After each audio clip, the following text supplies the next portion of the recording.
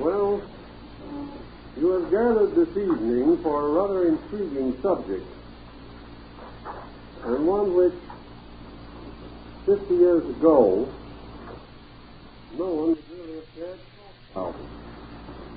You had to live 500 years ago or today to be able to examine this particular theme, because it is a highly controversial and comparatively incredible subject. The corpus of Paracelsus, or the great body of his work, is made up of many different sections. Some of them are dealing with phases of medicine or alchemy, and others with peculiar doctrines which he accumulated in these wanderings which we described last week. We know that there was no man in the history of learning who had so broad a sympathy for unfavored belief. He went out and he talked with people. He visited small villages and communities, went out into deserted areas where hermits and recluses dwelt. And here he learned the lore of his world, the fables, the legends, the stories.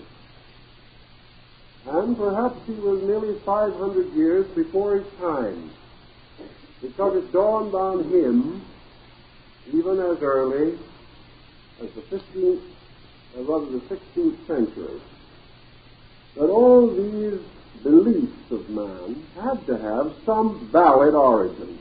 They meant something. We're beginning to come back to this in analytical psychology. We no longer regard ancient symbols as mere inventions, fabrications, or delusions. We know that they tie into some phase of human consciousness.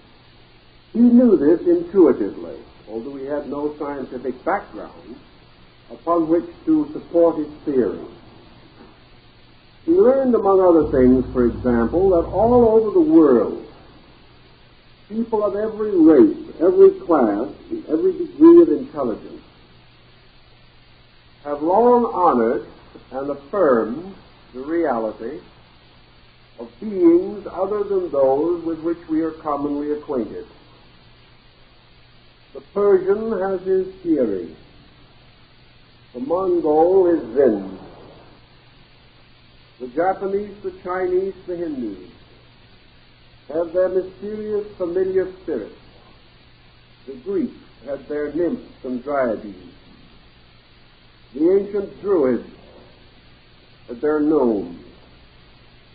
The German legends of the Nibelungen people. All of these stories intrigued Paracelsus. He said they must mean something. The whole world for thousands of years could not have accepted these stories had they been pure fabrications. And we remember, of course, in one of the Socratic dialogues, where Socrates, having chosen a pleasant place beside a grove of trees in the country, declared that it would be a fine occasion for a discourse, because the familiar spirits would be there to guide and lead him. Now, he was not exactly a fool. He believed definitely in a daemon, or spirit, that directed his own life. We also know that the Egyptians, particularly Iamblichus and his mysteries of the Chaldeans and Egyptians, described familiar spirits. And in this work we have the first statement, perhaps, the concept of the guardian angel. The guardian angel returns to us in Christian theology. And even up to the present time, while belief in this guardian angel is not a doctrine of the church, it is considered as of the mind of the church. Therefore, it may be believed without interfering with orthodoxy. That such beings have long been held to exist, have always been accepted, became of sufficient interest to Paracelsus He began to examine it as a theory to find out, if possible, the philosophical reasoning behind it and the theological and scientific justifications for such beliefs. His findings in his own time were naturally rejected. They had been rejected for centuries since. In the last 25 years, our world has changed, and many things long rejected are now considered with some thought, and many things generally accepted are now being questioned. So with this preamble, we will try to set the stage for the Paracelsian concept, and bear in mind that it is susceptible of more than one interpretation. We probably cannot exhaust the interpretations in the time that we have, but perhaps they will suggest further thinking of your own. We know, as we've said before, that Paracelsus was essentially a devout man, that he believed strongly in religion and had actually memorized the Bible so that he could quote any part of it upon request. Though he was not a stranger to the Scriptures, nor to the miracles and mysterious occurrences which they describe and examine also. And he came to this conclusion, and this is one of the premises from the Orthodoxus, which is the beginning of his study of this subject. He said, I affirm or believe that there are two kinds of substances in nature, two kinds of bodies. And as he expresses it rather quaintly, there is a flesh from Adam, and there is also a flesh that is not from Adam. Now he explains as he goes on that by flesh from Adam, as he recalls considerably upon early Kabbalistic speculation, there is a kind of flesh that men know, which is composed of a mingling of the four basic elements that were known to the ancients. Now, we must bear in mind that the elemental theory, as we have it today, the theory of elements, does not quite coincide with the older concepts. So when we use elements today to think of nitrogen and uranium and helium and all these things, we are not thinking in the terms of his day. The ancients recognized essentially four elements. These four elements are the familiar ones that we all refer to: earth, water, fire, and air. Now, according to Paracelsus, flesh or bodies coming from Adam or descending in the human way are all composed of compounds of these four elements. Therefore, in the human body there is a physical or mineral part, a vegetable or, we might say, humid part. There is a fiery principle of heat, warmth, which we recognize in the body, and there is an airy or gaseous principle. The human body, then, is made up of solids, liquids, gases, and a fiery principle. These were the elements known to the ancients. This does not mean that they did not recognize gold and silver and iron and all these things, but they gave them a different classification. Elements to them were always these four, and they return to us in many forms of symbolism. The four rivers that flow out of the Garden of Eden, for example, were said originally to represent the streams of energy flowing through the primordial elements. These elements were represented gradually by the symbols of the fixed signs of the zodiac. Taurus the bull representing earth, Leo the lion representing fire, Scorpio the scorpion representing water, and Aquarius, or the water bearer, whose water, however, is an electrical fluid, was the ancient symbol of air. These elements then later became associated with the corners of the world and even with the four apostles or evangelists of the New Testament: Matthew, Mark, Luke, and John, like the lion of St. Mark, the eagle of St. John, and so on. All bodies, according to these ancient beliefs, were composed of four elements in a compound. By means of this compound, man, descending from Adam, lived in four elementary spheres at the same time. He had dominion over these elements and was able to control, integrate, and order them because he possessed a fifth element within himself. This fifth element has descended to us in a term that we occasionally use as a symbol of something exceptionally valuable or exceptionally pure. We call it quintessence, or the fifth essence. Now, the quintessentia of alchemy was a fifth principle called by Paracelsus azos, and it was a kind of pure vitality by means of which all elements were held together. This vitality, this quintessence, was that which bound or united elements, forming what were called binders. And this quintessence was the vehicle in man of a principle, a fifth power, which both the Pythagoreans and later the Paracelsians called the soul. Therefore, the quintessence was the symbol of the soul, which was a kind of fifth element, superior to the others, permeating the others, governing the others, and holding them in the compound which we call body. So Paracelsus says that man coming from Adam as a body composed of these elements, to which is added as a controlling and directing power the quintessence or the soul. Now Paracelsus goes on to point out that we know these elements only through their phenomenal manifestations in our objective world. We know that earth extends beneath our feet, and that whenever we touch any solid object, we are touching some form of physical matter.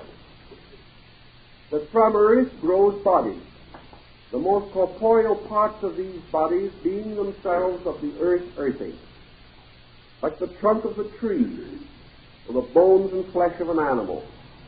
These things belong to the physical element. They are derived from it, and ultimately they will return to it again. And from these physical factors, a part of man's nature is derived. A second level contributing to him is liquid. And in the case of the human body, we know that it is mostly liquid. Therefore, that the so-called fluidic, or to symbolists, water element, is extremely important to man. He can live much longer without food than he can without water. And without proper amount of fluid in his system, he rapidly loses his life. So water is essential to his survival. Yet this water which preserves him can also drown him if he should fall into an ocean or a lake. So water is essential, but it is also extremely dangerous. The third thing which he must possess in order to be alive is the principle of heat. And the Paracelsians established the existence of this heat radiating area in the liver. And they held that heat made possible the circulation and distribution of the energies of the body and helped to maintain and regulate it. And that nearly all the channels and instruments of the body have to do with the distribution of heat. And that heat to man is essential to life. Without heat he can also die. With too much heat he can be consumed.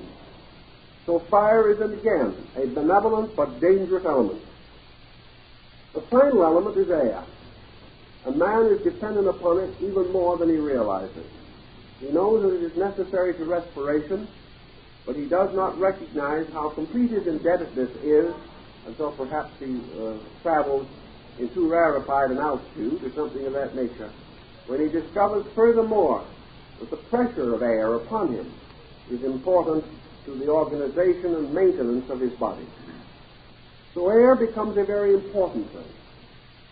And these four together are elements recognized by the ancients. Paracelsus said that is true, but man, forever the utilitarian, forever thinking of everything only in terms of visible and apparent circumstances, has never given proper thought or consideration to these substances which are within him and around him, which form a natural environment and atmosphere, and in which he lives. First of all, he must realize that these elements are not simply things heaped together, aggregates of confusion. Each of these elements has its boundaries. It has its laws and its rules. It has its particular channels of expression. And each sustains or supports because of the presence within it of an energy factor. So that these elements are indeed rivers of life. And that when they are cut off from man, man perishes. And yet each of these elements has within it energy so peculiar to itself that man, in order to maintain his physical economy, must maintain the balance of these elements in his body at all times. And any serious imbalance of these elemental polarities will result in sickness or perhaps ultimately the dissolution of the body itself. Now Paracelsus points out that these elements can conceivably be much more than they seem to be. Fire, for example, as we know it, is a spontaneous thing, arising here, disappearing there, blazing forth from the volcano or the match that has just been struck. Fire disappears again, yet the principle of fire remains and may be re-engendered whenever the circumstances appropriate to its appearance are reanimated. According to Paracelsus, therefore, these elements, in more than being simply elements in the constitution of man, are in actuality worlds. The element of air, of which we can not see any tangible part, but which we can sense mostly through the sense of feeling, or the element of water or fire or earth. These elements are not only something we use, something that appears in this world. These elements are complete existences in themselves. The element of water, for example, is not merely one kind of water. It is essentially a principle, a fluidic medium. And water, as we see it, is only a very small part of its manifestation. The rest of its substance is invisible to us. The same is true even of earth. Only certain forms of earth can we see. Only certain forms of fire can we see. Only certain kinds of air can we recognize or respond to with any of the perceptions or sensitivities that we possess. So Paracelsus tells us that what we call the spheres of the four elements are complete worlds in themselves. That these worlds have laws, rules, regulations, that the energies moving in them are susceptible of scientific analysis, but that this analysis is extremely difficult because we are able to know only the consequences of certain manifestations. He uses again the correspondence to man himself. Man, functioning through a body composed of four elements, is visible to us. We can touch him, we can listen to him speak, we can make a photographic reproduction of his appearance. But what do we know about him? What do any of these things actually tell us? Man is actually a being unknown, and as far as we are able objectively to consider him, comparatively unknowable. We recognize only certain of his manifestations. we can estimate only those parts of him which are within the sensory gamut which we possess. Now, according to Paracelsus, the same is true of the elements. We have certain knowledge of the elements in their relation to our corporeal existences, but of the elements themselves, their substances and their laws, we know nothing, because all elements, including earth, all elements are essentially invisible, and the visible parts of it are merely extensions into the compounds which we call form. Thus, air has a total existence apart from the air that we breathe. Fire, water, earth have total existences. And the reason we do not appreciate these or understand them better is because they are beyond our dimensional acceptance. So Paracelsus brings up the problem of dimensions. He says we live in a world of three dimensions. What we do not realize is that we live in a world of infinite dimensions, but that man as a creature is bound by three. Therefore his experience is within these three, and when his activity reaches the circumference of these dimensions, it turns back upon him again. He cannot immediately break through into any other dimension. Thus he lives a comparatively limited creature, living in three dimensions and surrounded by perhaps countless dimensions. Now, a dimension is more than an area. A dimension is a kind of differentiation. A dimension implies within itself extent and expanse. Greater dimensions will not be lesser than those that we know. Therefore, the world around us unfolds into dimensions. And of these dimensions, the elements give us some understanding, because these elements expand into dimensions beyond us. And because they so expand, and we are unable to follow them, we regard ourselves as surrounded by space. Space is actually the reservoir of dimensions, and within it are inconceivable differentiations in terms of time, place, number, form, and these essential principles. There are forms that are not three-dimensional, or two-dimensional, or one-dimensional, as we know dimensions. There are energies which cannot be captured within the dimensional pattern of our consciousness or experience. We begin to realize this, for we know that at this moment, this room is filled with energy. And some of these man directed as television or radio, and that these waves are moving around us and perhaps through us constantly, yet we are unaware of them. Yet as they move through us, they are not merely motion. They are not merely a diffusion of vitality. They are patterned, ordered, having integration on a level beyond our comprehension.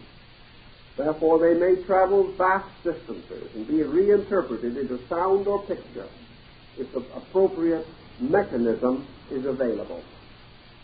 Paracelsus therefore postulates another point.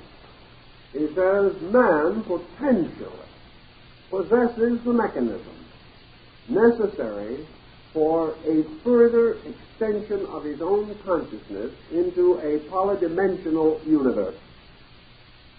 That these things must happen in the course of time, and that when they do happen, man is going to be gravely surprised. He is going to realize that the space around him, the interval factors which he recognizes, have no existence except in terms of his own sensory limitations, and that what he calls emptiness is merely a fullness beyond his comprehension. That nowhere in the universe is there actually a vacuum, and that the nearest thing to a vacuum, according to Paracelsus, is the head of a sophisticated human being, who having locked his mind against the free distribution of energy, soon enters a state of comparative vacuity. The next point, then, in connection with our problem, is to follow the Paracelsian concept, for that is what we are dedicated to doing this evening, into these worlds of elemental substances, worlds that, according to him, human beings have occasionally been able to contact.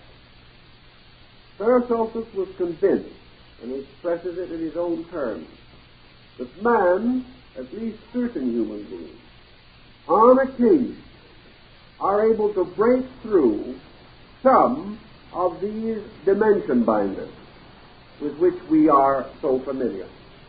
Usually such occurrences happen in sleep or in a so-called dream state, a state in which objective faculties are temporarily suspended. Paracelsus joins most philosophers in recognizing that our comparative ignorance of the subjective is due to our hypnotic addiction to the objective. But because we have directed and trained our faculties only in one direction, that they are not available for the full area which they might be able to cover had they received adequate instruction. He also points out that certain experiences, difficult to understand and interpret, are not so rare with children, that the small child seemingly retains a certain capacity to penetrate dimensions as we know them. He also observed that this same proclivity is a mark in primitive people, that your very primitive human being who lives very close to life and to nature, and who has been comparatively unconditioned by the sophistications of intellectualism, that these kind of persons also have a rapport to nature around them. These are the ones who nearly always insist and affirm the reality of the submundane beings, or the creatures existing within the elements. Paracelsus tells us that if we could conceive, for example, of water as a vast world of humidity, a world extending like our physical earth and expanding beyond it into the atmosphere outside, a vast world of fluid motion, a world in which the humid principle is the solitary element. Paracelsus makes a very great point of the fact that the elements represent fields in which are unfolding forms of life that are not composite. But the difference between elementary beings and human beings lies in the fact that the elementary being is not composed of a compound of 4 elements, nor even of 2, but is a creature subsisting and existing only in its own elements, having no nature, no integration, no compound or composite nature outside of this single element. Thus, so to say, in this humid element, which we call visibly water, and which perhaps the Greeks best liken to humidity, there would be a great world of humid life. This world would have its own flora and fauna. It would not be merely a diffusion in the atmosphere. This world could have in it a kind of equivalent to everything that we have, with the exception that everything there is composed of this one elemental substance. Thus there could be rocks, but they would be composed of humidity. There could be plants growing, but the plant, its body, and its substance are all of the same thing. There could be animals, animals composed of the humid principle alone. And there could also be creatures resembling human beings, but composed of one substance only, and not composed of a compound, as man is.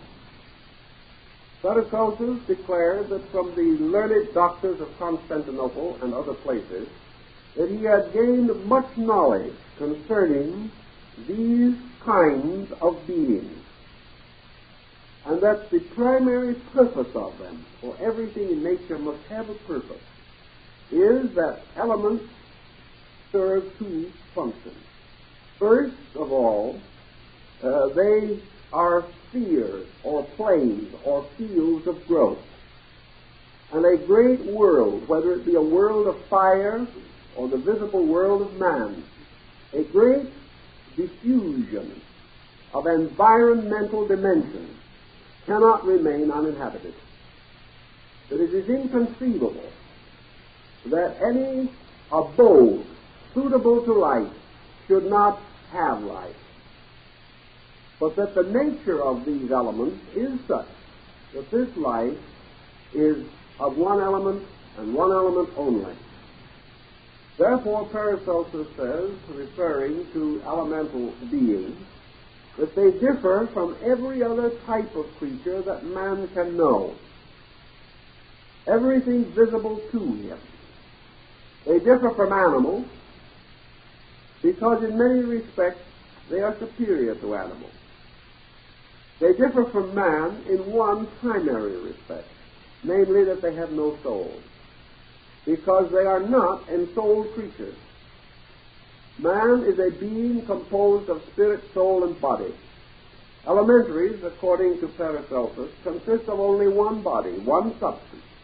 Their soul, their body, their life, all these elements are undifferentiated, are one substance.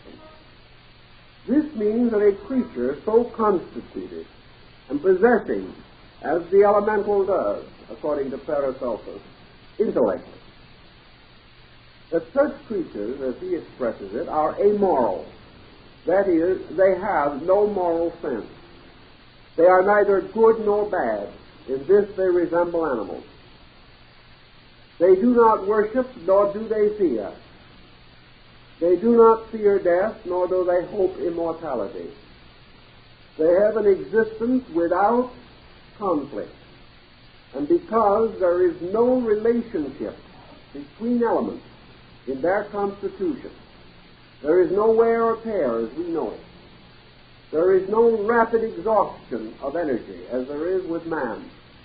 Therefore, these elementary beings exist for a very long time in comparison to man, and when the time of their existence ends, they dissolve again into the substances from which they came.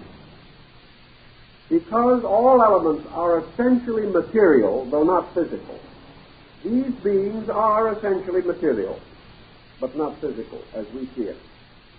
Therefore, they are subject to laws of generation. They are subject to practically every pattern that we know. And they represent a gradual evolution within elemental fields. And Paracelsus opines that perhaps it is in this way and in this kind of greenhouse of the gods that the first sproutings begin, which ultimately result in compound beings, and therefore that the elements are gradually individualizing, and that sometime out of these elements will be created beings that have compound existence, but that in this period they do not so exist. Paracelsus, following the ancient concepts from Greece, Egypt, India, China, many other areas, divides therefore these elemental beings into four groups, of which he considers the earth spirits, or the gnomes, to be those most closely associated with matter. The water spirits he calls undines, or nymphs. The fire spirits he calls salamanders, and the air spirits he calls sylphs. These are more or less the traditional names. You'll find them in the Irish folklore. And it is a poor Irishman indeed who has lived his whole life close to the clod who has not at least had one personal experience with a leprechaun. Such a thing would be inconceivable. I remember one fiery, bearded Irishman whom I knew years ago who was able to tell you the whole history of Ireland long before human beings were invented, because he knew Ireland's history back in the time when only the little people inhabited the land and were finally driven into the bogs and fens by the coming of that cruel and degenerate group of individuals we call humans. But this old gentleman not only knew all the lore, but when you flatly said to him, "But have you ever seen them?" he gives you a look of pained indignation. Of course he has. They're his old friends. Every good Irishman has seen them. Well, we can say maybe he did, maybe he didn't. But certainly the lore was there, and has always been there. The lore which Paracelsus declared had to mean something, and he was determined to find out, if possible, what it did mean. So we have four kinds of elemental beings living within their own world.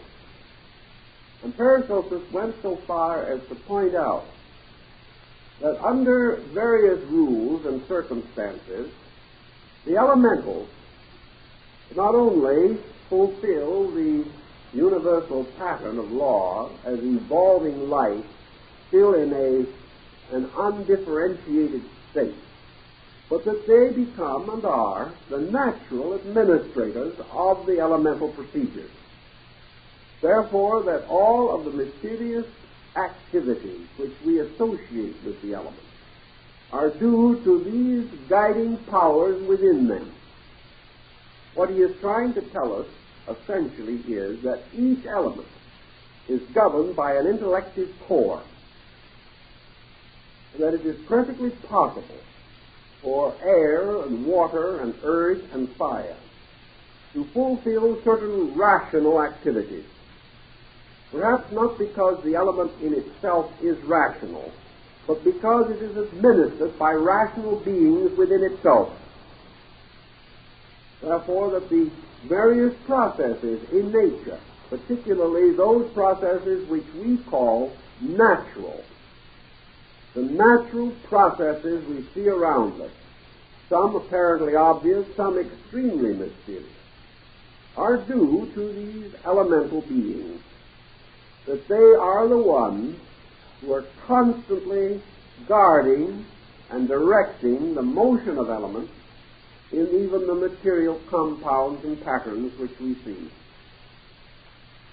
He held furthermore that these beings and others, for he goes much further in his study than this, and others, some composite, some simple creatures like the elementals,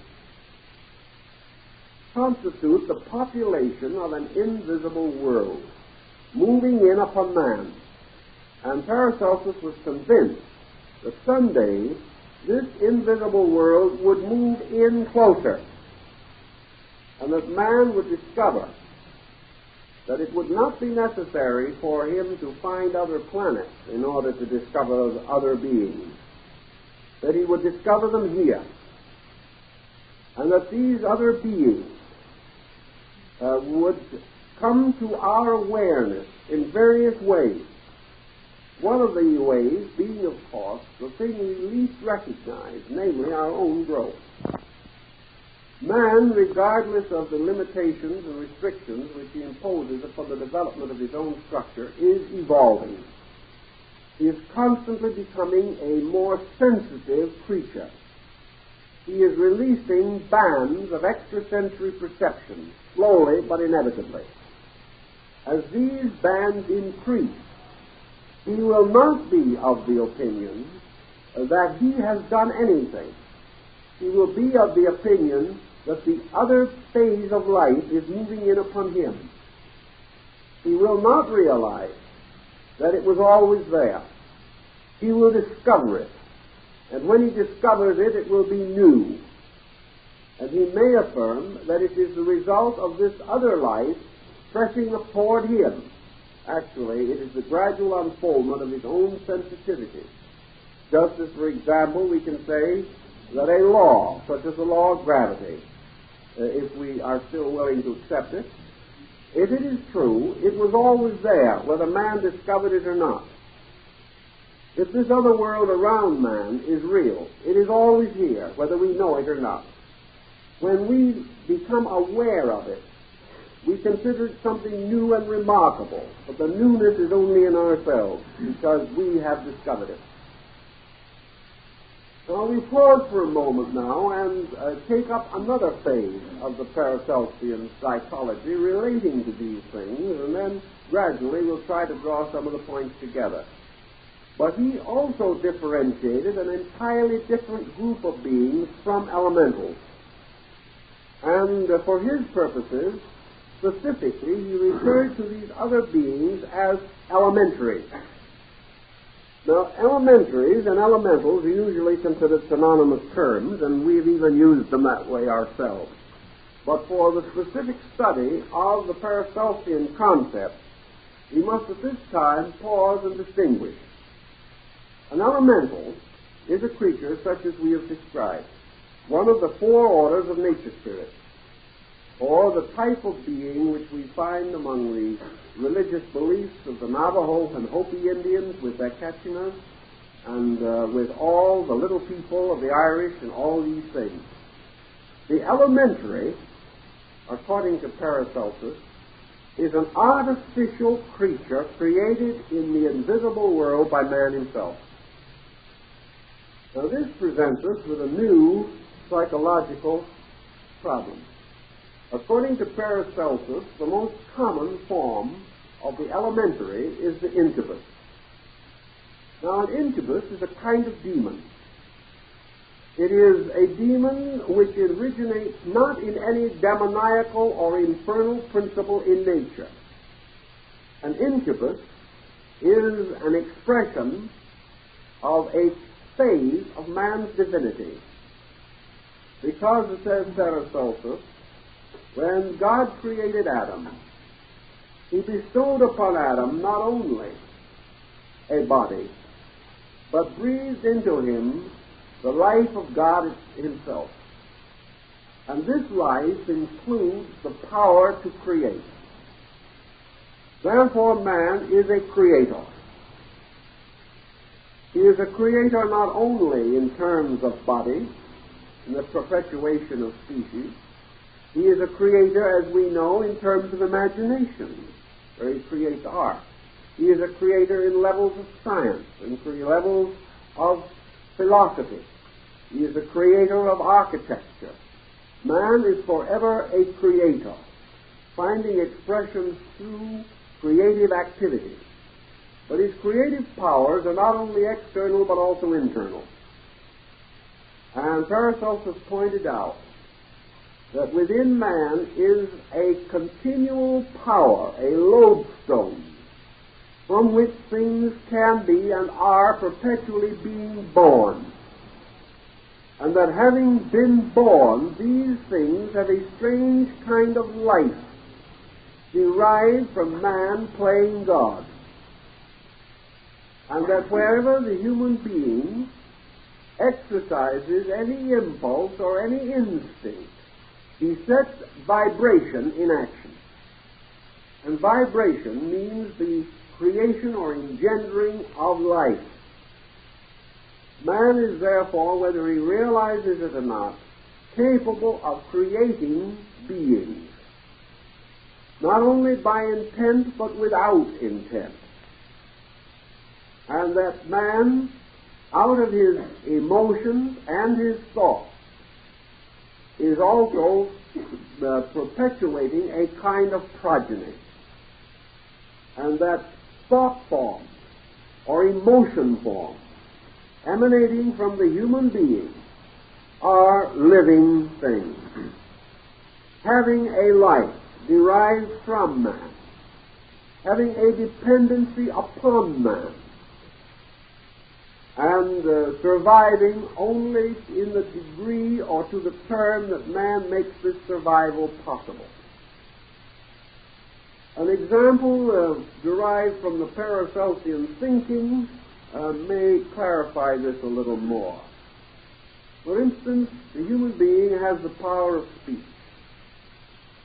The ancients fully realized that the human power to create sound was closely associated with the mystery of the creative fiat, or the Word.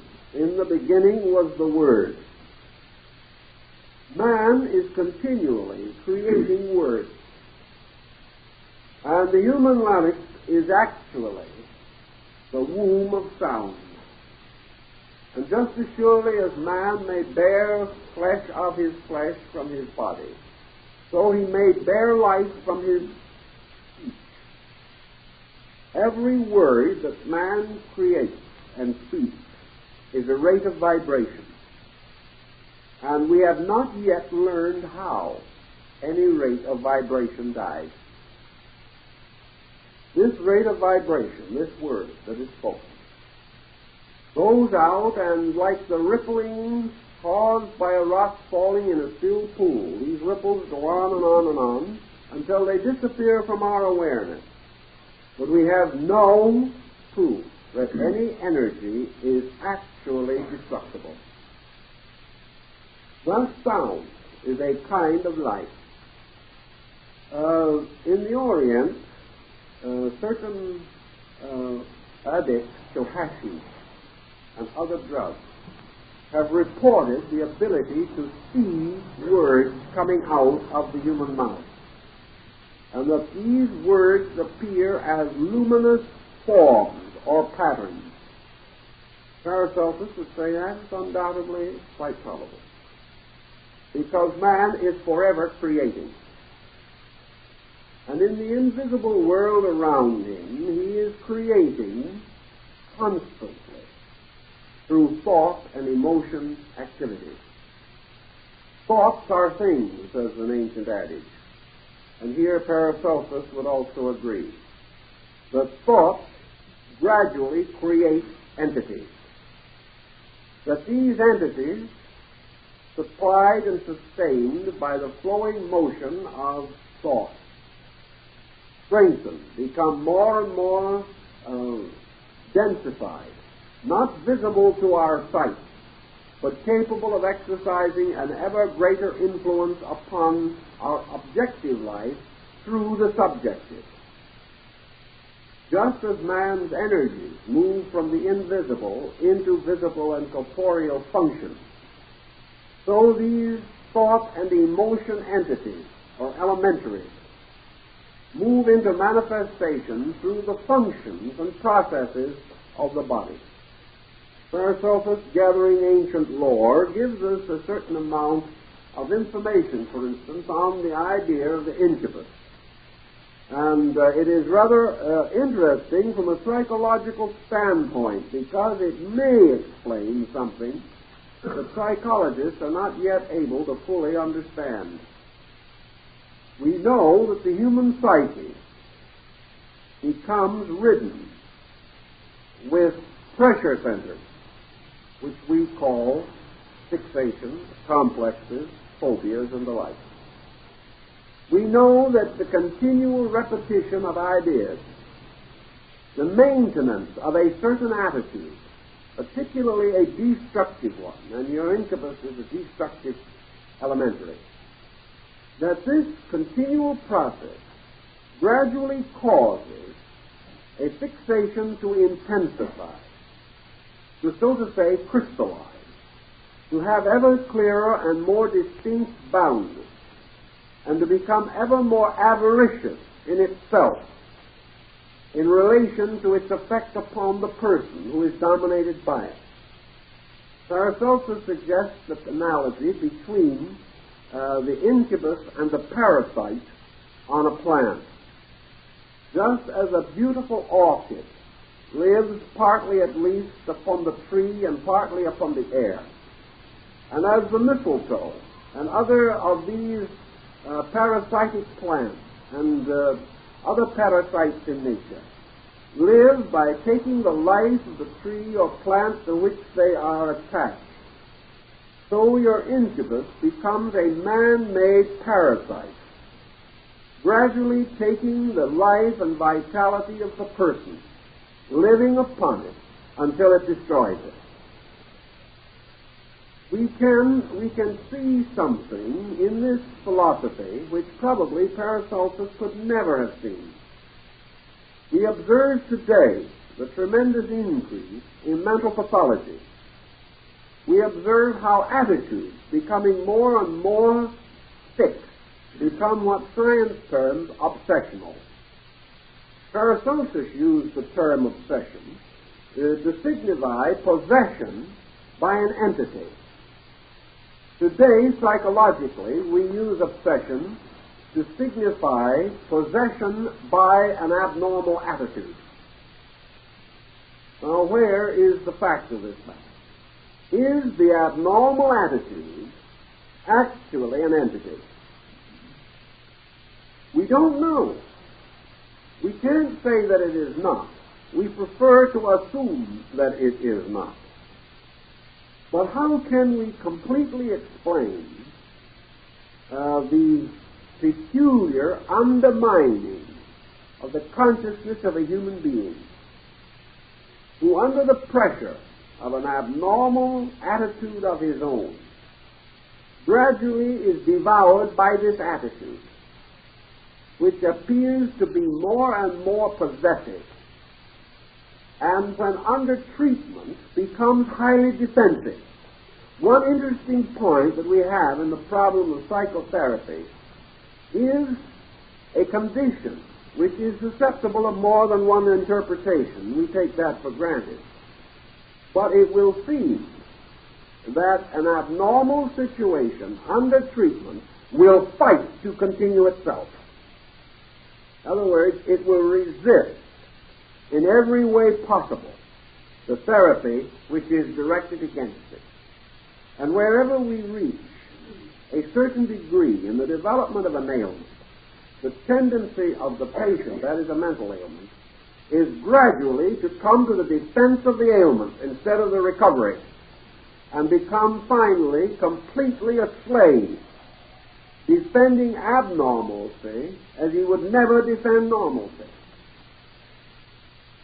We therefore see people who are suffering from serious complexes fighting desperately to preserve the complex instead of getting over it, refusing to seek treatment, clinging to it as though it was becoming the most valued possession that they have. Now, how are we going to explain this?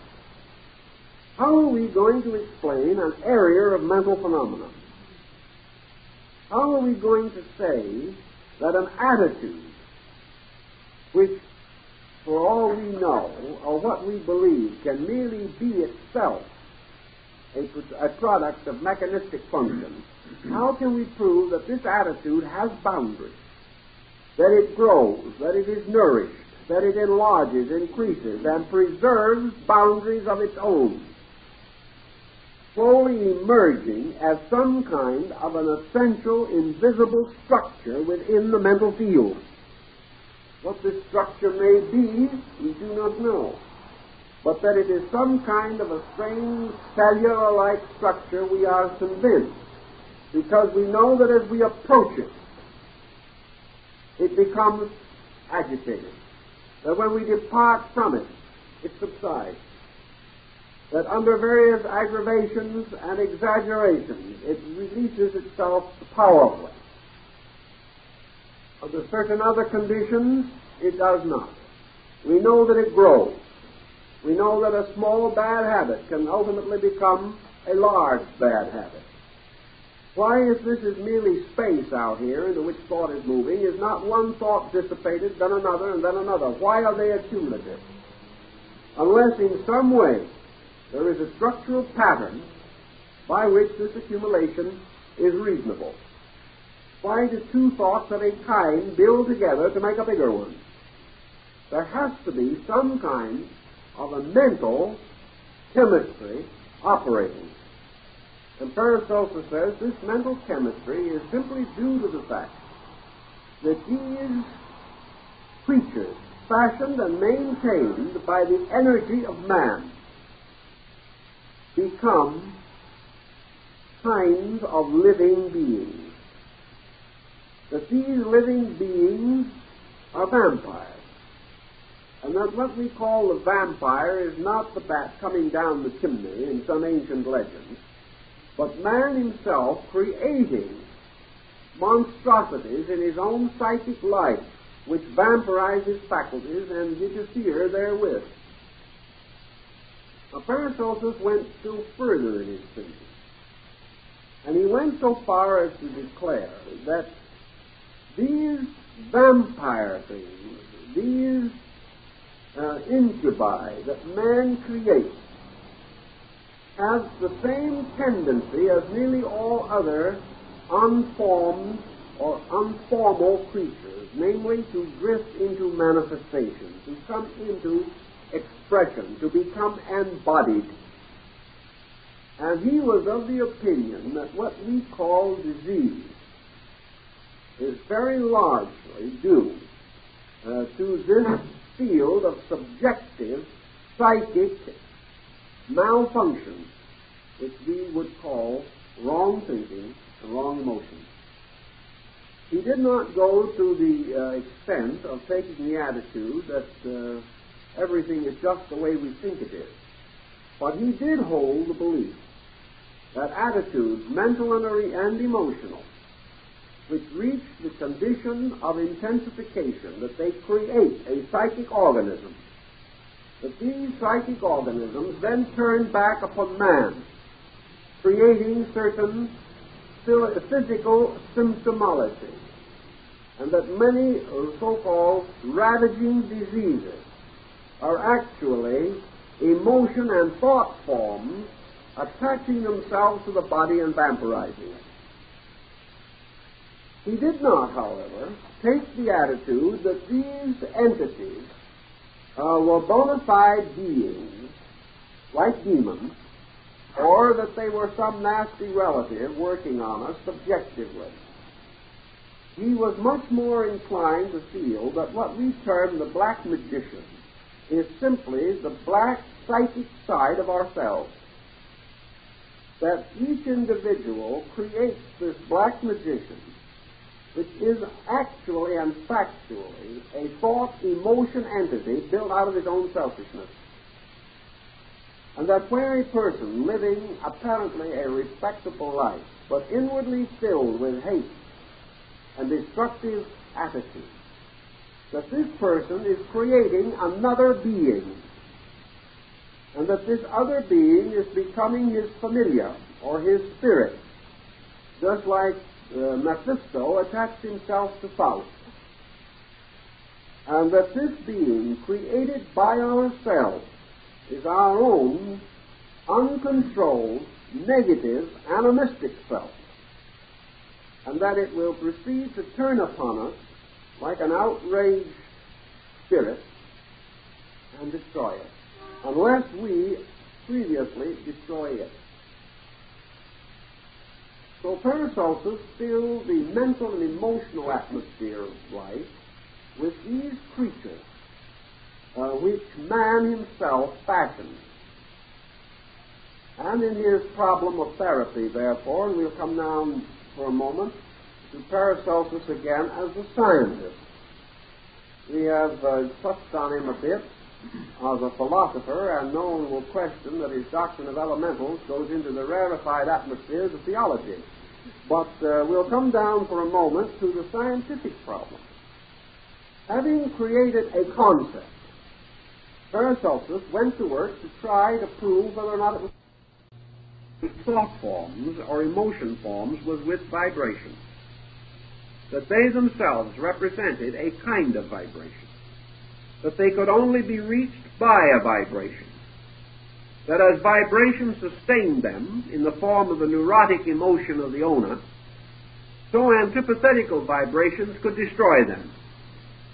So he entered into a strange world of invisible warfare between vibratory forces. And his only guide for a long time was his study of planetary motion. Later he added to that a considerable knowledge of magnets, of lodestone, and particularly of the early, not the present form, but the early element which was known as electrum. He caused rings and other devices to be composed of various elements. And on some cases he was able, he felt, to draw poisons out of the individual. He also believed that the thought forms and emotion forms that had attached themselves to persons as parasites could be transferred, that there was a possibility of a psychic surgery for their removal. If, however, they were simply bombarded, as soon as the bombardment was over, these forms would return, even though battered and shaken, and continue to derive whatever life they could from the previous owner. But Paracelsus discovered that these parasites, by what he called sympathetic medicine, could be transplanted to creatures that they did not hurt, and that thought and emotion forms destructive to man, for example, were harmless to vegetation. This was a rather complicated procedure, and in one of the other discussions on sympathetic therapies we will go into it. But a very large part of his medicine, as he himself tells us, his medical practice, was his effort to do the one thing which he felt to be most necessary, namely, to treat in some way the invisible part of man. In other words, your visible part, by the time the ailment got there, you were just on the border of being too late. The trouble was not only well underway, but due to the natural thoughtlessness and indifference of people, they did not even approach the physician when symptoms first appeared.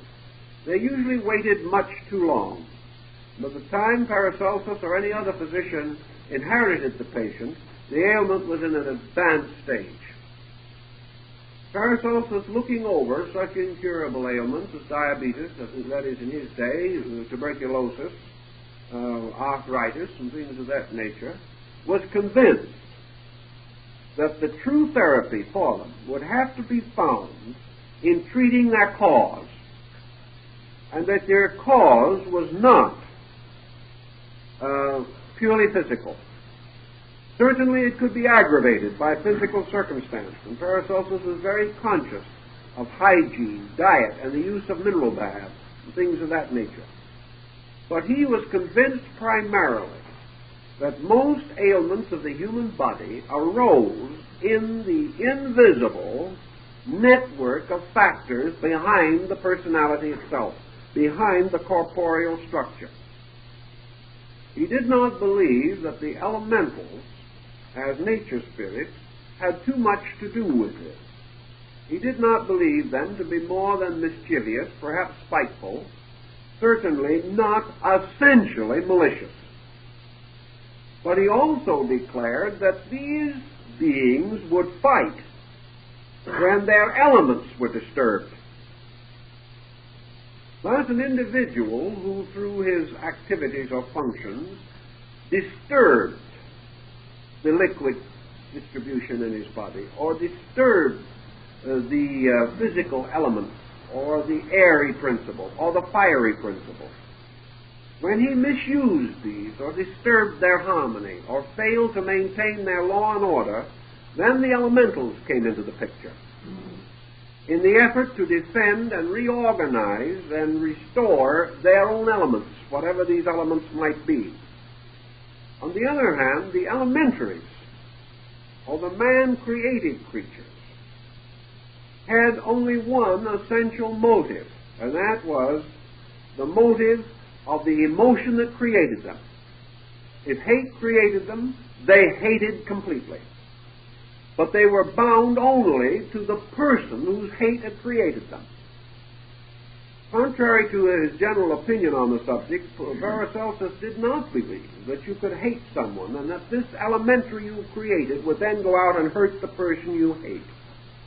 He did not believe that at all, because he declared that this elementary could not exist except in the direct presence of your own energy field. Therefore, it could never leave you, and the hate which you had bestowed upon it could only return to you. Paracelsus believed that hate, for example, having projected itself as a vibratory rate from the human being, been captured in some form of a complex entity, in the form of a fixation or neurosis or whatever we want to call it, but captured in the form of an entity, that this entity gradually strengthened and continued to grow upon that hate. And whenever that person hated again, that was food for this thing. And every exhibition of hate, every impulse, every instinct, every emotion or feeling of hatred that the person allowed to rise within himself immediately became a nourishment to this entity. This entity then began to radiate its own force, and this force turned back upon the person as a form of chemical hate, and began to destroy the harmony and equilibrium of the various functions of the body. Paracelsus had another theory which perhaps would seem very ridiculous to us, and yet we have never solved it satisfactorily even to the present time. Namely, that what we call the germ is a man-made living thing. That bacterial organisms, viruses, and all these other mysterious microforms of life that are so minute that we can hardly distinguish them, that these are created by man. And he declared that epidemical disease would always parallel or follow epidemical outbreaks of human intensity. That war, for example, would nearly always end in a plague. Not necessarily would this plague be limited to the stricken area, but that an entire group of energy units projected by human consciousness in the form of evil would become microorganisms and would turn back upon man himself, that by polluting the psychic field of his world, he destroyed his own power to live, and that mankind, therefore, was constantly suffering from what we would term smog. In this case, not the physical kind, which is probably due to uncontrollable avarice on the part of certain individuals who will not make proper arrangements to protect the air for their fellow creatures, but that there is a psychic smog, and that this is due to the tremendous discharge of negative emotional mental units of energy, and that these units of energy infecting space create a common toxin. These energies do not necessarily transmit themselves to anyone. In other words, these collective hates do not cause the individual to hate necessarily, who does not normally have the inclination. Nor does this ailment necessarily fall upon the individual as in the nature of active entity obsession. It falls upon him principally in toxic quality. The hate which is not his own affects him toxically. It is not necessarily going to attach itself to him as an entity, but it does corrupt the substances from which his nutrition is derived. And wherever the psychic field of humanity collectively is disturbed, you will have a further expression of poor health, disease, sickness, and things of that nature. Paracelsus believed, therefore, that the ultimate end of the problem of health lay in the same manner as the solution of other primaries, namely that only the wise and the good and the happy person can be well, that there is no other answer, and that sickness in the individual is due to some imbalance in himself. Now, Paracelsus himself was sick, and so is everyone else. He knew this. he realized that under the conditions in which human beings live, complete freedom from sickness is almost impossible. The conditions arising in society, the collective attitudes of mankind, we cannot completely resist, nor can we protect ourselves against every subterfuge against our health which is practiced around us. But Paracelsus believed we could greatly minimize our vulnerability through the reintegration of our own natures, and that what we might term defensive vitality is derived from the fact that our own psychic nature is free from elementaries, free from parasitical attitudes which are constantly draining our vital resources. Now, in the early editions of his works and some others, we have man's negative emotion, mental life, represented surrounding him as a cloud of devil-like insects. He is moving in a cloud filled with the most horrible little monsters. These represent his own attitudes, which become poisonous to it, and from which he cannot escape.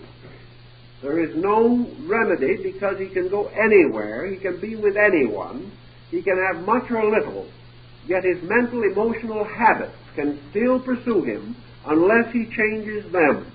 He can never escape from their consequences. Paracelsus, therefore, was a sort of minister of goodwill among men.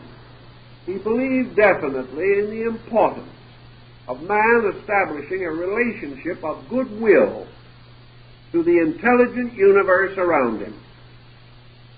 That only when man was thoughtful of the world would the world protect him.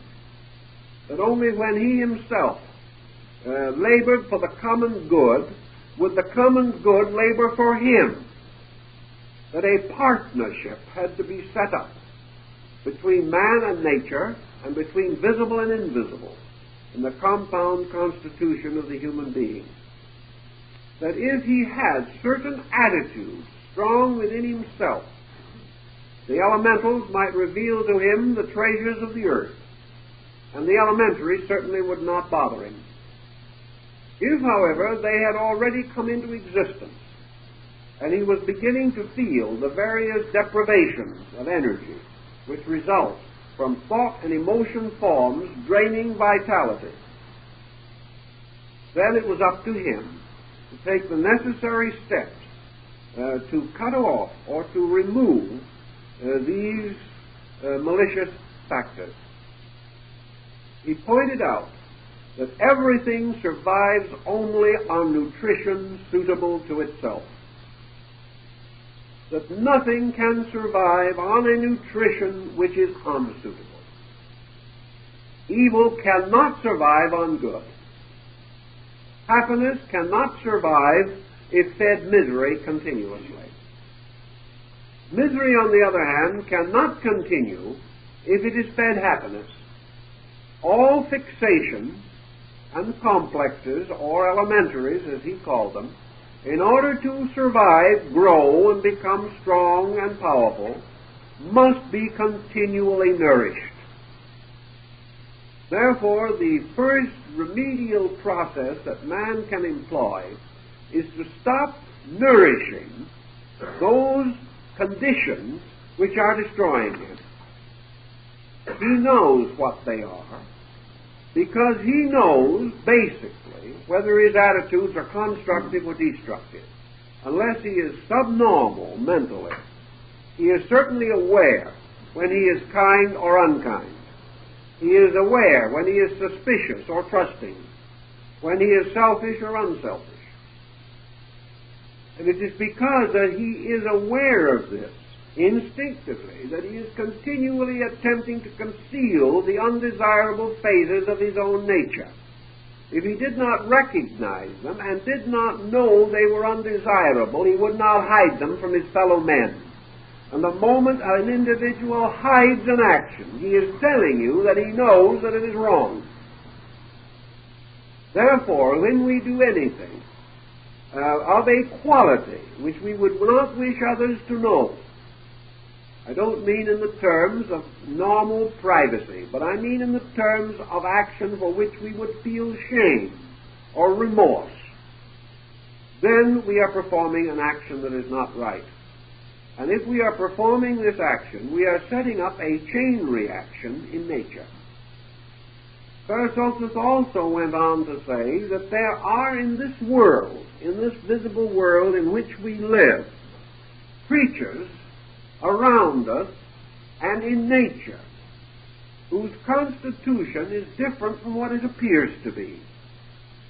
There are forms of life that are manifesting here which do not have their roots in the common life. He declared that there are human beings in the world, apparently, whose origin is different from that of some other person. That in this world of things that all appear to be the same, there is more than one cause, more than one form of life, more than one type of being existing. Paracelsus points out that there are beings with us and around us who, like the elementals, are not of the flesh of Adam, and that for that reason there are persons by whose origin a unique or peculiar destiny is inevitable. These persons may not know this themselves, but Paracelsus pointed out that in legends, that heroes or heroic beings are frequently born of the union of human and superhuman parents, that nearly always in the great world teachers and saviors and sages there is a hint of a miraculous origin between human and non-human factors uniting to produce such persons, as in the simple case of Merlin the magician, who is said to have been the son of a mortal woman and a salamander. What the facts behind this story is, we do not say again. But Paracelsus was convinced, through his medical therapy and research, that there was more than one kind of human being, and that the plants that grow by the side of the road, some of those plants belong to this earth and some do not. But the study of these things would be of the greatest importance because perhaps of their remedial agency. He pointed out, for example, that we recognize the importance of various planets in the sense of the lives upon them and their possible interference or participation in our affairs. This is coming again with the thinking that is now in our public mind. Are other planets inhabited? Are there other worlds? Are there other dimensions from which flying saucers might come? We have all these problems that are worrying us a little at the moment. Paracelsus did the first worrying recorded to modern man on these subjects. He was concerned with them constantly, for he was convinced out of his own wanderings and his practice that this is not the simple world that we think it is, that there are many elements and factors in it which are incomprehensible to us, that we have no way of estimating, and that a great many so-called acausal factors are traceable to the invisible world around us. But this invisible world is full of life, full of light, full of beings, and that humans may to some degree respond to these beings, and that the legends that we have relating to contacts between mortals and immortals may have bearing upon dimensions which will open to us in the future. When these dimensions open to us, they will not appear to be supernatural in any way. There is nothing in the universe of Paracelsus, with all his thinking, that he would have acknowledged for a moment to be supernatural. He declared there could not be anything supernatural, because nature is in itself a law, but that there are a great many things which man in his ignorance considers miraculous or regards as supernatural because he has no available explanation for them, but that all unknown or concealed things, as they move into our understanding, become natural, become acceptable, and become practically matter of fact and everyday. But until we recognize them, until we know them, they seem miraculous and impossible. Now, there are several points of practical bearing to be derived from the Paracelsian concept of the nature spirit, which perhaps we should also consider. Man's present problem in life, his present physical problem, deals very gravely with biochemic factors.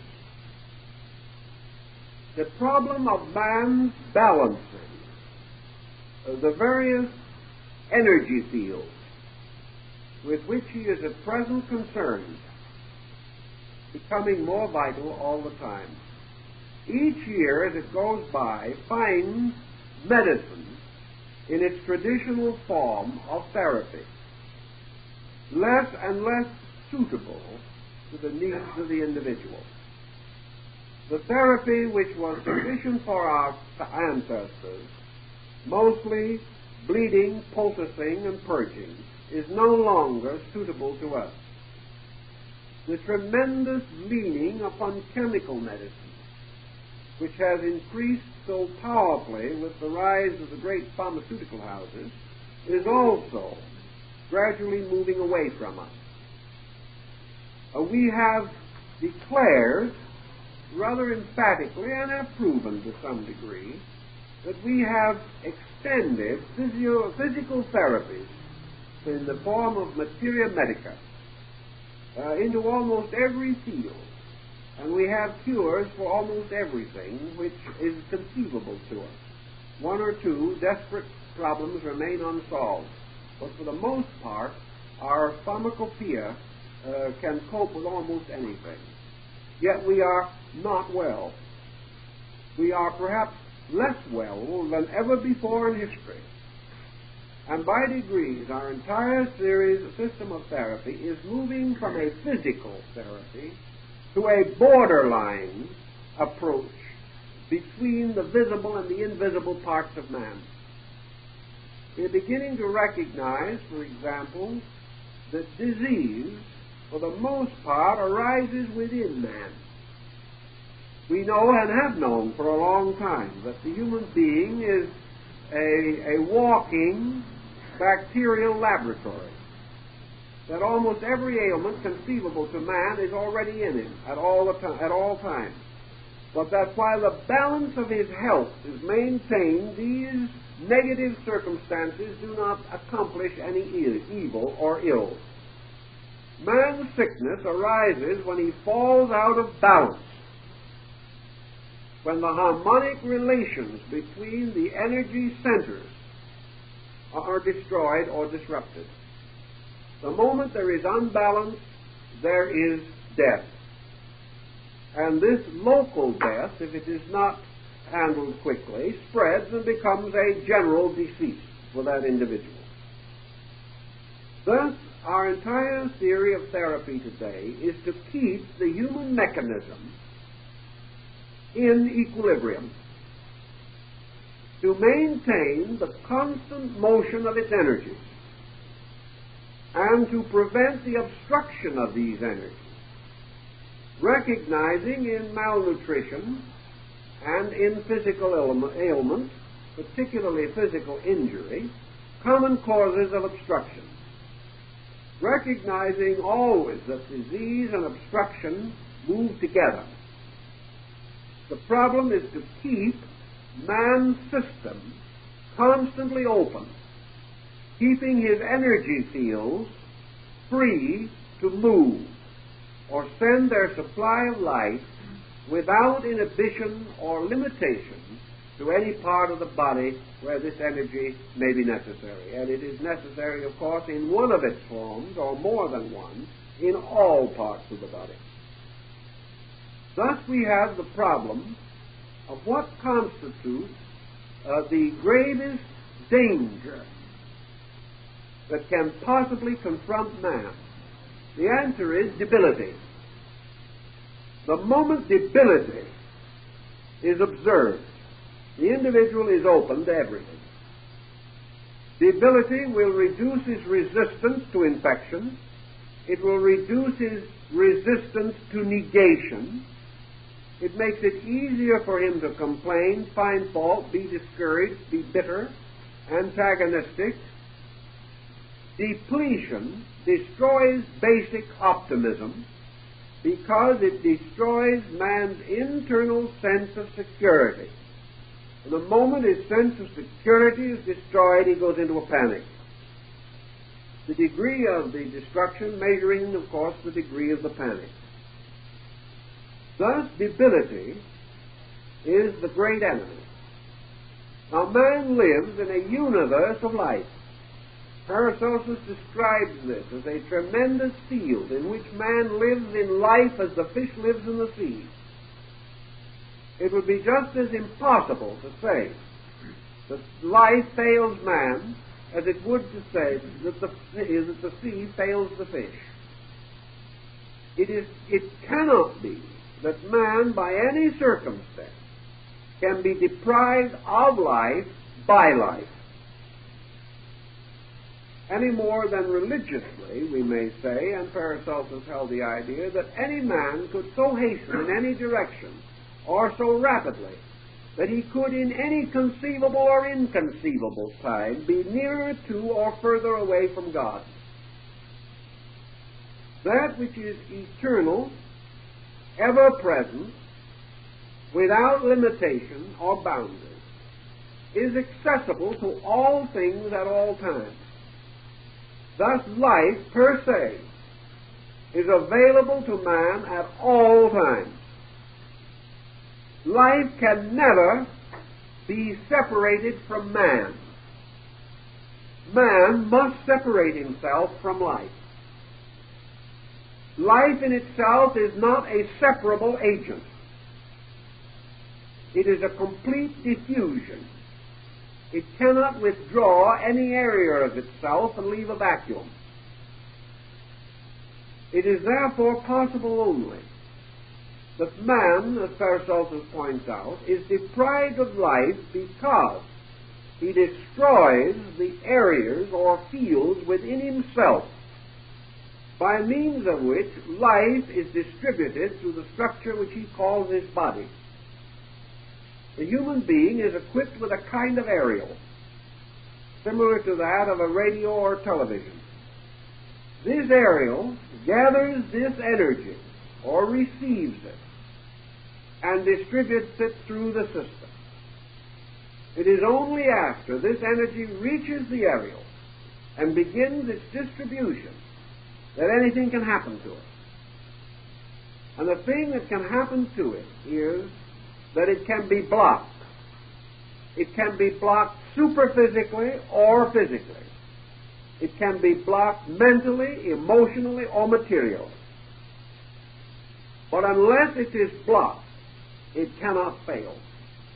And in the human being, it is usually not totally blocked. But if any major element of it is blocked, you will have a major imbalance, loss of vitality, loss of function, or you will have the cause of the gradual rising of a particular ailment within what would otherwise be regarded as a healthy body. So Paracelsus tells us that energy moving in upon man is blocked in three levels. It is blocked mentally. It cannot be blocked spiritually because spirit cannot move against itself. It can be blocked only mentally, emotionally, or physically. It is mentally blocked if, for example, the individual, by his attitude, closes his mental field by mental tension, which locks the field. It is emotionally blocked by emotional tension, which locks the field. It is physically blocked by physical tension, which locks that field. Therefore, tension, mental, emotional, and physical, must precede the failure of bodily function. Mental tension, emotional tension, or physical tension are all of them the result of malfunction. Regardless of what we want to believe, or what we would like to affirm, or how we would like to protect our attitude, all tension is essentially bad. There is no such a thing as righteous indignation. There is no such a thing as a godly temper. There is no such a thing as a justifiable hate. We may have justifiable cause for certain reservations. We may feel that certain situations, because of what they are, cannot receive our approval. We may voluntarily decline to become involved in something we do not believe is right. Decision is permitted under any and all conditions, but tension is never permissible under any condition by nature. Therefore, tension, wherever it accompanies decision, precedes it or follows it, will destroy function. If the mental energy field is blocked by mental tension, by any one of the negative mental attitudes that we know, the flow of mental energy into the structure is restricted, resulting in mental fatigue, first evident in poor judgment and the inability of the individual to think clearly. Where a mind becomes confused, it is because tension has blocked its energy. Where the mind becomes tired, it is seldom because of thinking. We're not that good at it. What it generally means is that we are fatigued by confusion, and confusion is tension. In the emotional field, it is the same. Confusion is tension. Hate, grief, jealousy, envy, these emotional pressures create tension and lock the emotional agent. Wherever we lock the mental agent, according to Paracelsus, we lock the air content of the body. In other words, every emotional, every mental attitude affects respiration. We know this is more or less provable, but Paracelsus goes further with it. He points out that the whole process of respiration, as we know it, is far more complicated than we see. It's not merely opening your mouth and swallowing air. It is not merely gasping for breath. Mental tension interrupts or disturbs the flow of the air currents and the energies which they carry. And this air factor is finally localized in every single cell of the body. Therefore, the pollution of the mental agent results in symbolic reaction downward into matter in the pollution of the air field. So every time we have negative thinking or destructive thinking, we are setting up a private smog problem, which is going to pollute every bit of the respirational process of that body, loading it with toxins. The emotional element affects the fire content, and to some degree also the fluid content, but primarily the fire content.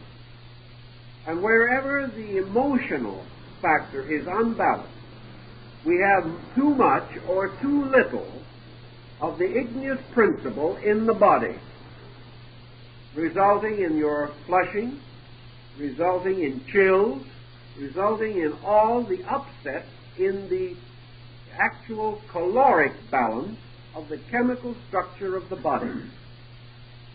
Interference or tension on a physical level disrupts the intake of chemical ether, which is the actual medium by which all nutrition is conveyed from the source of food to the functioning structure of body chemistry.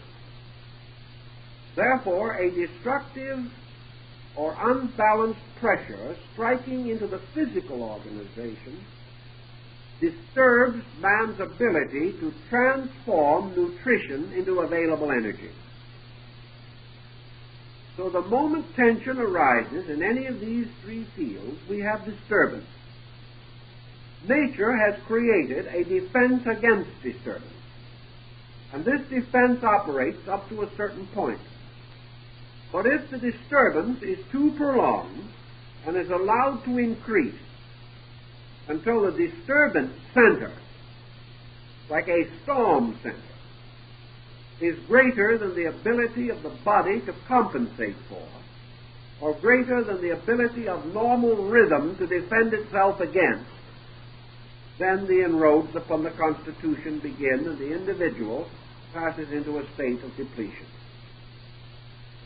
Whenever these things happen, we have, according to Paracelsus, the therapeutic introduction of elementals. Because the elementals, in part of their function, have to do with the regulation of the elements in the body. So Paracelsus points out that there are actually elementals functioning within the magnetic field of man, and that it is perfectly proper that they should be there, inasmuch as they are the custodians of energy. They must take care of the remedial procedures. Paracelsus pointed out that the elementals are largely the protectors of elements, and that wherever remedial procedure goes on in nature, wherever a wall that is torn down is apparently rebuilt by nature, all rebuilding is under the control of elementals. Therefore, without the assistance of these beings, nothing can be restored that has once been destroyed in structure. Just as man tearing down a wall must either rebuild it or it remains there, so when in biochemistry any elemental field is torn down or damaged, it is notable that we have what is called a recuperative procedure in nature. Nature fighting to build back. Nature isolating an infection. Nature capsulating a tumor. Nature moving in to cause a bone to knit. If we could see these procedures in action, if we could slow down films, or do something to watch these remedial processes, as we can now watch the opening of a flower, for example, we would observe that nature moves in on this situation, not merely as a blind force, but as a highly intellectual and selective force, doing exactly the things necessary. We cannot assume, or at least Paracelsus did not dare to assume, and I think we would almost agree with him, that the one sovereign intellect of the universe could personally supervise the restoration of every cell in the composite body of all the kingdoms existing in nature. That these remedial processes must therefore be under sub-leadership or government. Just as no one man could take care of all the problems of humanity and is lucky if he can take care of his own, we also recognize that in the knitting of a bone, the human intelligence itself is not the source of the remedy. Man does not know any more about the knitting of a bone, actually, or how to cause it, than almost any other mystery of life. any more than he would know exactly how to keep his own heart beating. He can tell how to stop it, but he does not know how to start it or keep it beating. In Paracelsian theory, therefore, everywhere in nature where intelligent processes are going on, they are made possible through elemental beings existing within these substances. Beings that have the same peculiar shrewdness or the same intuitive skill that the bee has in the creation of its world.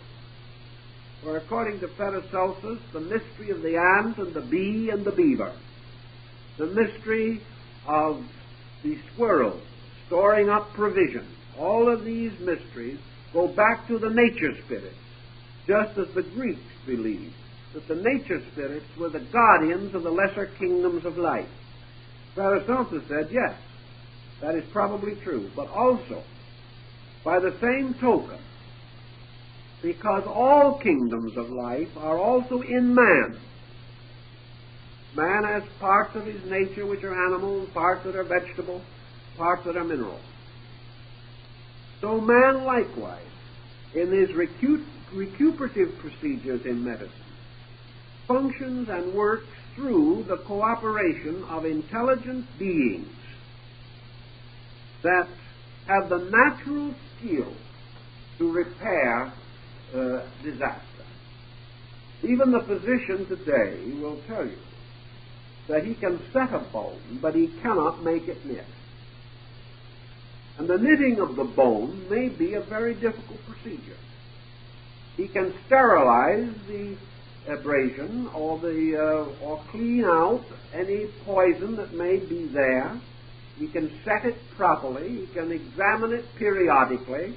He can tell the possessor of the broken member certain things to do which normally will increase the probability of knitting, and he make available more calcium and things of that nature, but he cannot make the bone knit. The human being who owns the bone cannot make it knit himself, but he can stop it from knitting. He can stop it from knitting by worry alone.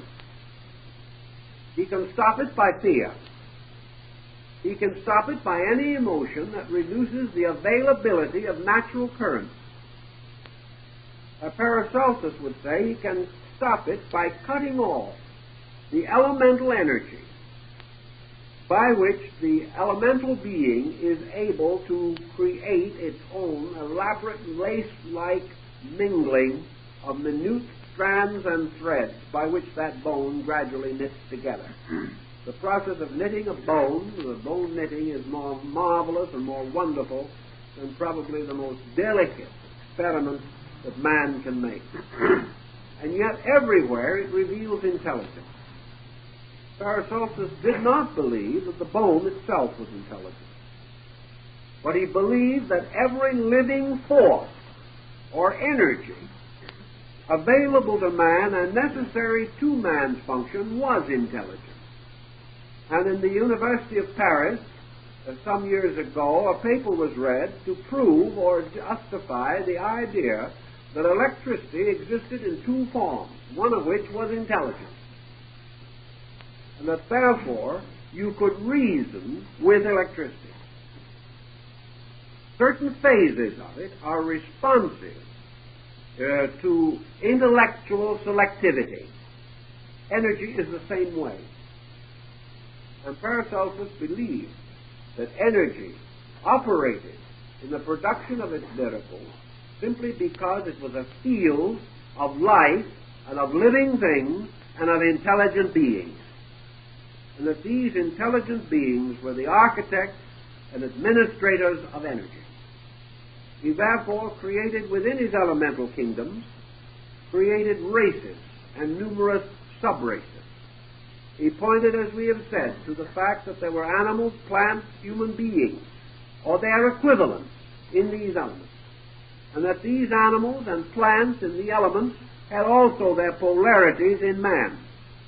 For there are structures in the human body dependent entirely upon fire, others dependent entirely upon water, others dependent upon a chemistry of fire and water.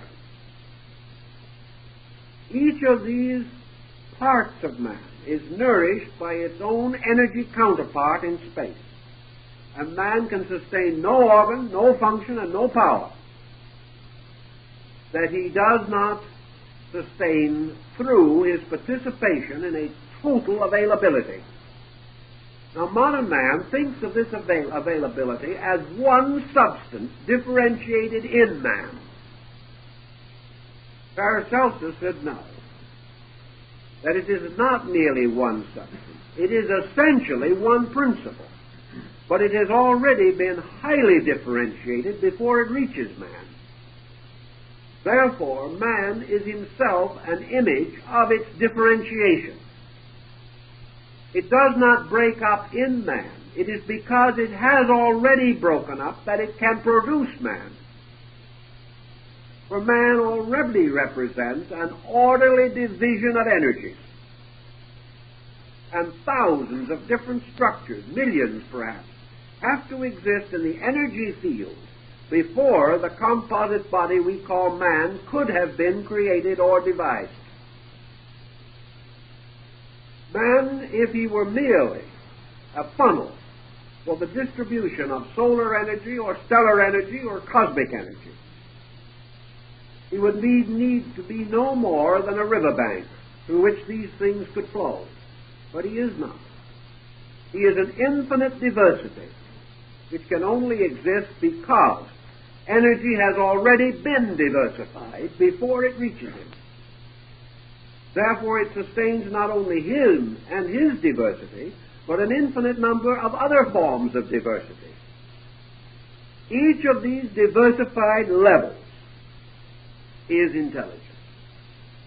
And being intelligent and being generative produces within itself beings of its own kind that become its agents. And these beings administer it just as we regard the hierarchs of ancient times as administering the solar power through the solar system. Thus Paracelsus tells us that it is very good for us to live in a perpetual respect for invisible light, to know that it exists, to attempt to understand it, to arbitrate with it, to rationalize with it. And I think perhaps one of the best examples of that is the story I tell about Luther Burbank, who was able, as he told me, to accomplish certain things with plants because he had sense enough to sit down and talk to them. Others had the same skill, but they did not get the results. Burbank said, these people have forgotten that when you deal with a potato, you are not dealing with a humble spud. You are dealing with a living thing, with a soul. And until you find that out, the true kinship between man and the potato will not be established. A potato is a highly respectable form of life. And small plants that we hardly recognize have 3 sense perceptions for each of ours. The only reason we do not think they are conscious is because they do not talk. On the other hand, we talk all the time, and that does not prove that we are conscious.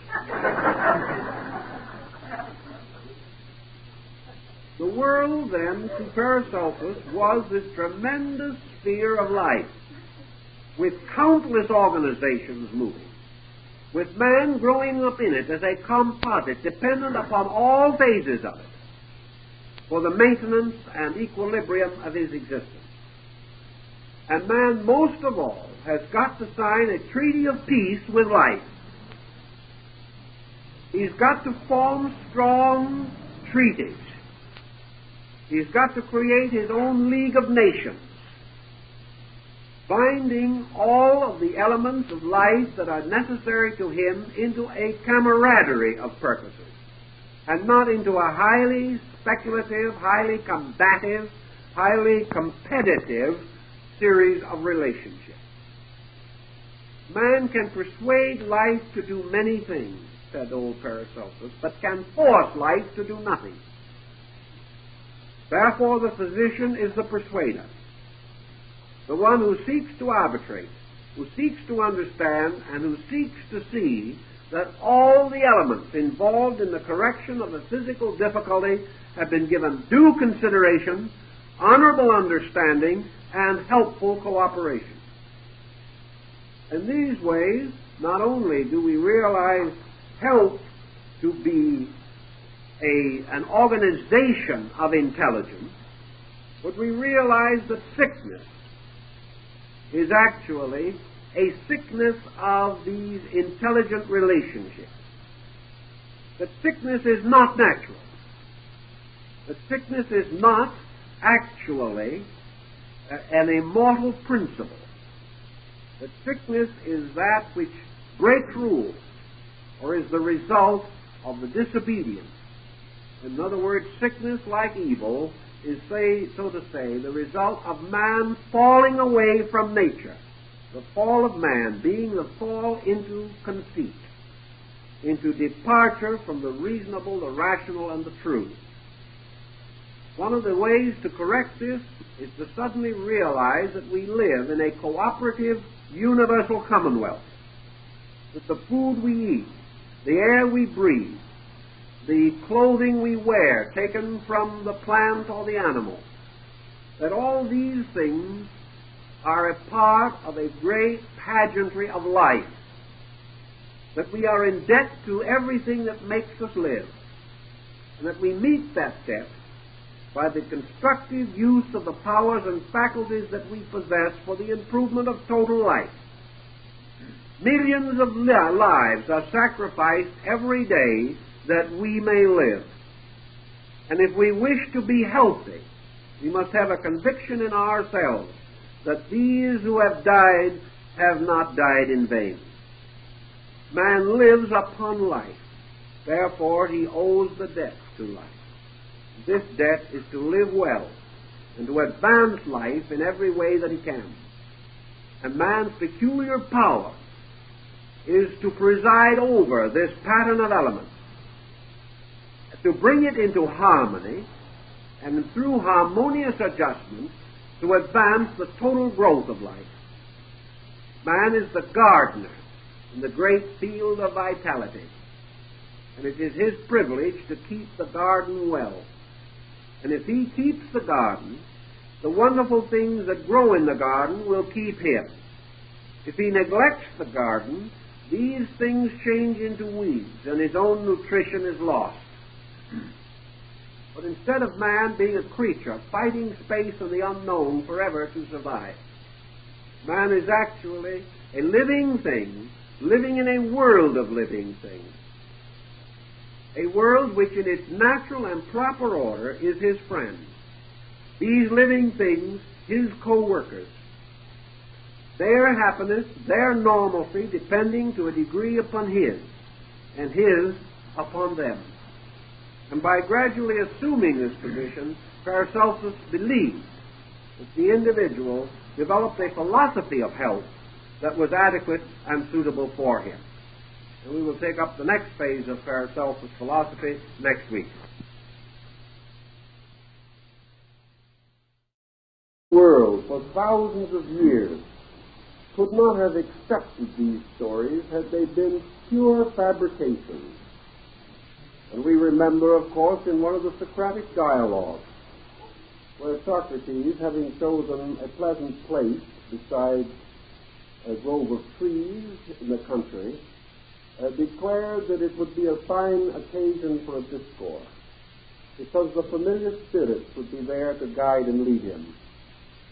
Now, he was not exactly a fool. He believed definitely in a daemon, or spirit, that directed his own life. We also know that the Egyptians, particularly Iamblichus and his mysteries of the Chaldeans and Egyptians, described familiar spirits. And in this work we have the first statement, perhaps, the concept of the guardian angel. The guardian angel returns to us in Christian theology. And even up to the present time, while belief in this guardian angel is not a doctrine of the Church, it is considered as of the mind of the Church, Therefore, it may be believed without interfering with orthodoxy that such beings have long been held to exist, have always been accepted. It became of sufficient interest to Paracelsus. He began to examine it as a theory to find out, if possible, the philosophical reasoning behind it and the theological and scientific justifications for such belief.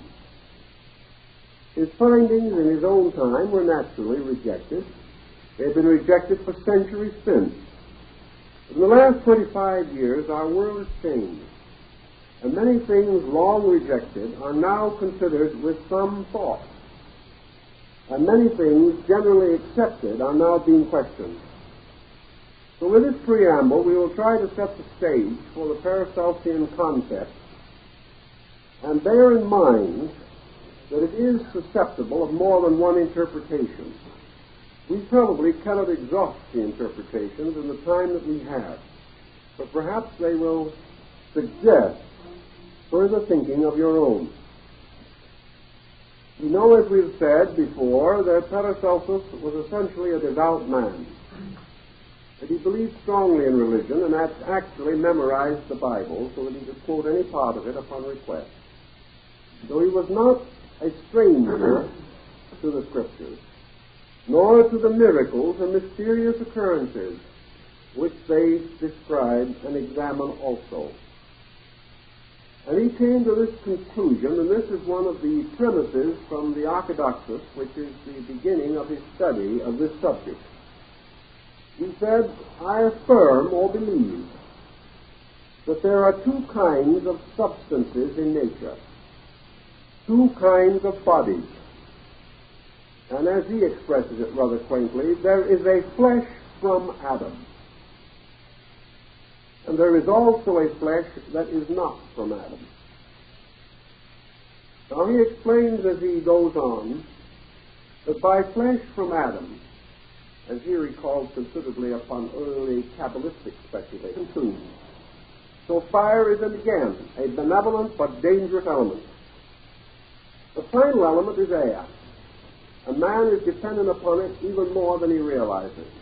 He knows that it is necessary to respiration, but he does not recognize how complete his indebtedness is until perhaps he travels in too rarefied an altitude or something of that nature, when he discovers furthermore that the pressure of air upon him is important to the organization and maintenance of his body. So air becomes a very important thing. And these four together are elements recognized by the ancients. Paracelsus says that is true, but man, forever the utilitarian, forever thinking of everything only in terms of visible and apparent circumstances, has never given proper thought or consideration to these substances which are within him and around him, which form a natural environment and atmosphere, and in which he lives.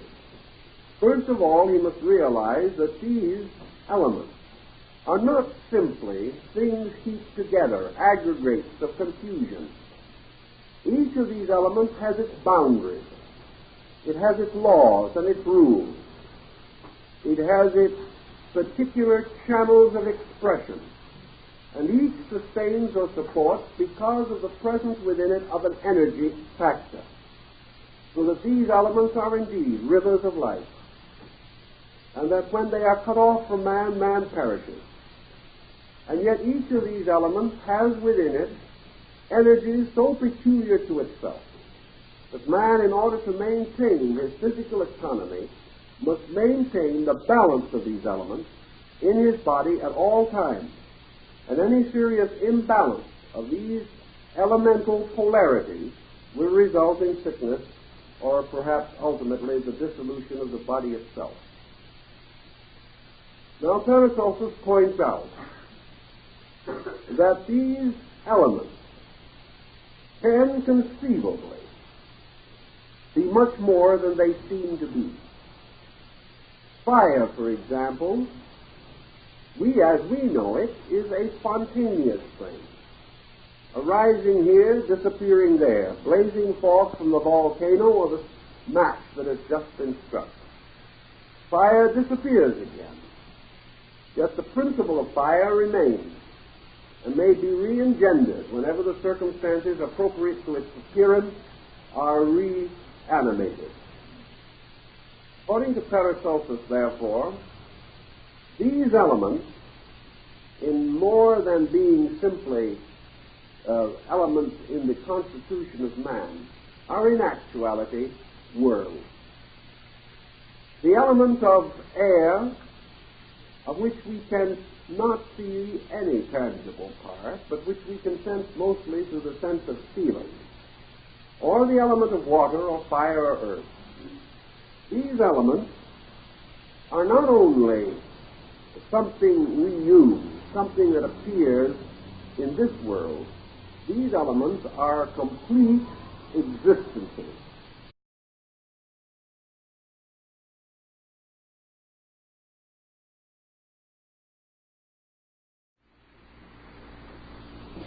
Well, you have gathered this evening for a rather intriguing subject, and one which 50 years ago no one would really have cared to talk about. You had to live 500 years ago or today to be able to examine this particular theme, because it is a highly controversial and comparatively incredible subject. The corpus of Paracelsus, or the great body of his work, is made up of many different sections. Some of them dealing with phases of medicine or alchemy, and others with peculiar doctrines which he accumulated in these wanderings which we described last week. We know that there was no man in the history of learning who had so broad a sympathy for unfavored belief. He went out and he talked with people. He visited small villages and communities, went out into deserted areas where hermits and recluses dwelt. And here he learned the lore of his world, the fables, the legends, the stories.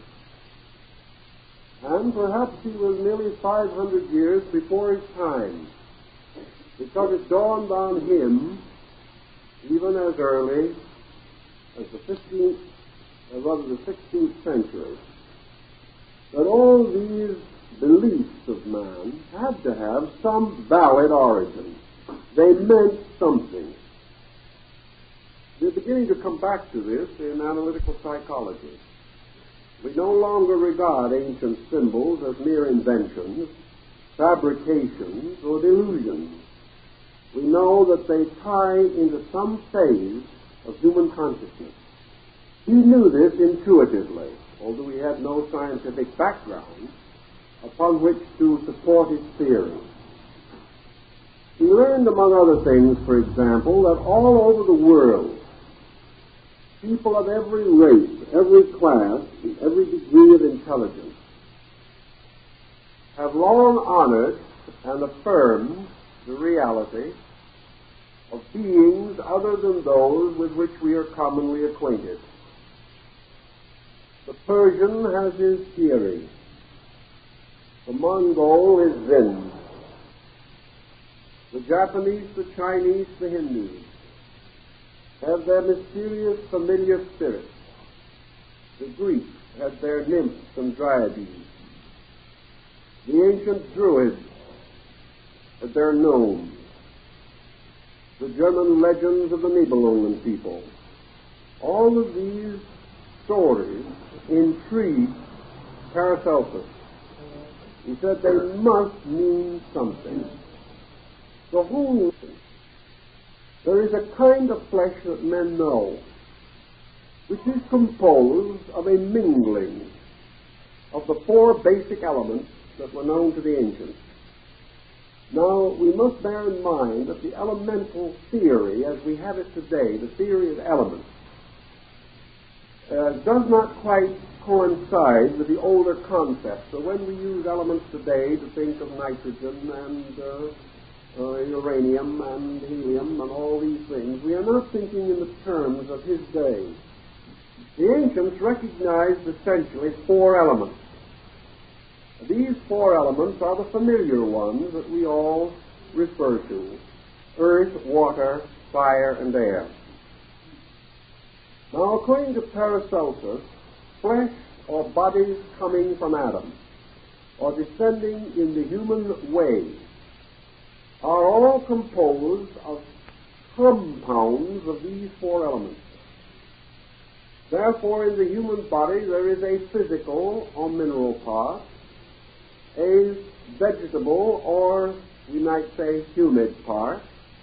There is a fiery principle of heat, warmth, which we recognize in the body, and there is an airy or gaseous principle. The human body, then, is made up of solids, liquids, gases, and a fiery principle. These were the elements known to the ancients. This does not mean that they did not recognize gold and silver and iron and all these things, but they gave them a different classification. Elements to them were always these four, and they return to us in many forms of symbolism. The four rivers that flow out of the Garden of Eden, for example, were said originally to represent the streams of energy flowing through the primordial elements. These elements were represented gradually by the symbols of the six signs of the zodiac: Taurus the bull representing earth, Leo the lion representing fire, Scorpio the scorpion representing water, and Aquarius, or the water bearer, whose water, however, is an electrical fluid, was the ancient symbol of air. These elements then later became associated with the corners of the world and even with the four apostles or evangelists of the New Testament: Matthew, Mark, Luke, and John, like the lion of St. Mark, the eagle of St. John, and so on. All bodies, according to these ancient beliefs, were composed of four elements in a compound. By means of this compound, man, descending from Adam, lived in four elementary spheres at the same time. He had dominion over these elements and was able to control, integrate, and order them because he possessed a fifth element within himself. This fifth element has descended to us in a term that we occasionally use as a symbol of something exceptionally valuable or exceptionally pure. We call it quintessence, or the fifth essence. Now, the quintessentia of alchemy was a fifth principle called by Paracelsus azot, and it was a kind of pure vitality by means of which all elements were held together. This vitality, this quintessence, was that which bound or united elements, forming what were called binders. And this quintessence was the vehicle in man of a principle, a fifth power, which both the Pythagoreans and later the Paracelsians called the soul. Therefore, the quintessence was the symbol of the soul, which was a kind of fifth element, superior to the others, permeating the others, governing the others, and holding them in the compound which we call body. So Paracelsus says that man coming from Adam as a body composed of these elements, to which is added as a controlling and directing power the quintessence or the soul. Now Paracelsus goes on to point out that we know these elements only through their phenomenal manifestations in our objective world. We know that earth extends beneath our feet, that whenever we touch any solid object, we are touching some form of physical matter. That from earth grows bodies, the most corporeal parts of these bodies being themselves of the earthing, like the trunk of the tree, or the bones and flesh of an animal. These things belong to the physical element. They are derived from it, and ultimately they will return to it again. And from these physical factors, a part of man's nature is derived. A second level contributing to him is liquid. And in the case of the human body, we know that it is mostly liquid. Therefore, that the so-called fluidic, or to symbolists, water element, is extremely important to man. He can live much longer without food than he can without water. And without proper amount of fluid in his system, he rapidly loses his life. So water is essential to his survival. Yet this water which preserves him can also drown him if he should fall into an ocean or a lake. So water is essential, but it is also extremely dangerous. The third thing which he must possess in order to be alive is the principle of heat. And the Paracelsians established the existence of this heat radiating area in the liver. And they held that heat made possible the circulation and distribution of the energies of the body and helped to maintain and regulate it. And that nearly all the channels and instruments of the body have to do with the distribution of heat. And that heat to man is essential to life. Without heat he can also die. With too much heat he can be